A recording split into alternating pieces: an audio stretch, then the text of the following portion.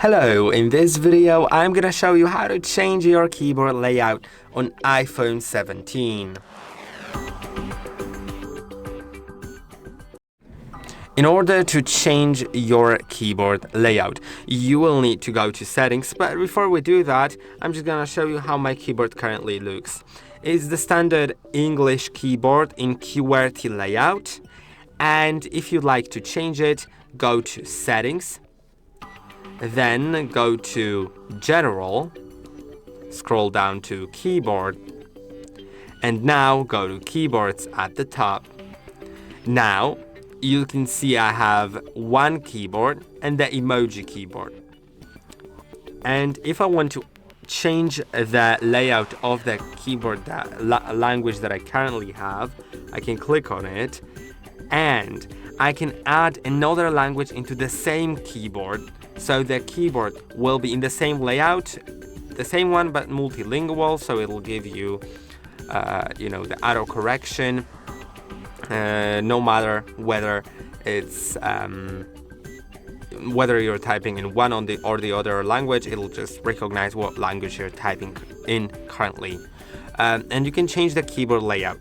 So maybe let's add another language just to see, or I'll do it later. First, let's change the keyboard layout. I can set it to QWERTY, which is a standard one, AZERTY, which is the French layout, QWERTZ, which is most known in Germany, or Dvorak, which is made for quicker typing. And let's see the AZERTY keyboard. You can see AZERTY now starts with A and Z instead of Q and W, and the Q goes in the place of previous A.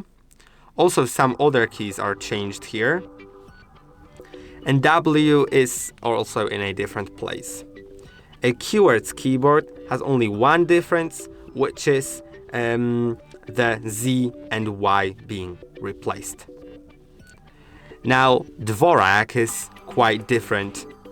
You can see in Dvorak, it's completely different, but it's made for quicker typing because the most used keys are in the second row, in the middle row of the keyboard. And it makes you type faster. But of course, if you're not used to that, then actually it'll probably turn out to be not as fast as you think it may be. Now let's go back to QWERTY. I'm gonna go back into the keyboard and let's add a language. Let's say Spanish, or no, let's add Polish because I don't know Spanish, I know Polish. I'll have two languages now, which means that when I type, both these languages utilize the same layout, the QWERTY layout, so it's possible for me to do that. And now when I start typing something, maybe here, or no, let's create a message, because in messages, I'll have also the suggestions here at the top, which is great. I can say something like this, and well, I think the keyboard didn't update. I'm not really sure because it didn't give me the suggestion. I'm gonna download the keyboard. I'm gonna approve it. Yeah, and now I have those two languages. So I'm gonna try reopening the keyboard.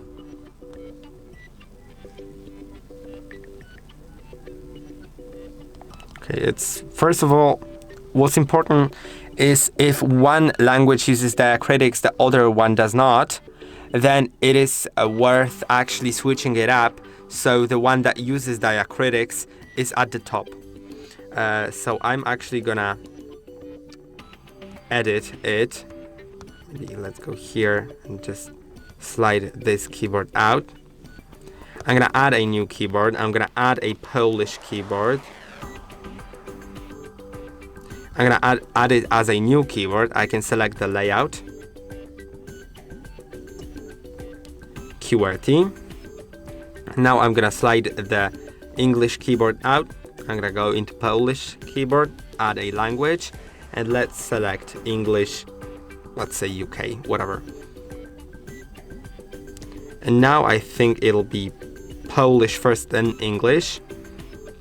But it's still not working or whatever. Maybe I need to restart the phone. I don't want to do it now. But yeah, it'll just give you suggestions. Now let's go to adding multiple keywords. If you want, you can click on add a new keyword and select a language. I will select Chinese because I know like how Chinese keyboards look. So if we go to Chinese simplified, we have the pinyin, the shangpin, handwriting, stroke, or ruby. So let's select maybe 2 different keyboards. I'll do the pinyin QWERTY and let's do stroke, because it's gonna be a little fun.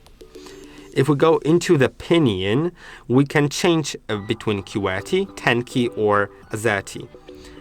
Now, if I go to the first one, which is pinyin, as we can see right here, I can type something in, and you can see it gives me a suggestion, and I can click on it, and it's typed in. Now, if I switch to this one, you can see I'm pressing and holding on the globe. Now I can actually type something, and it'll give me a suggestion as well. I can go into emojis, or stuff like that. I can do way more.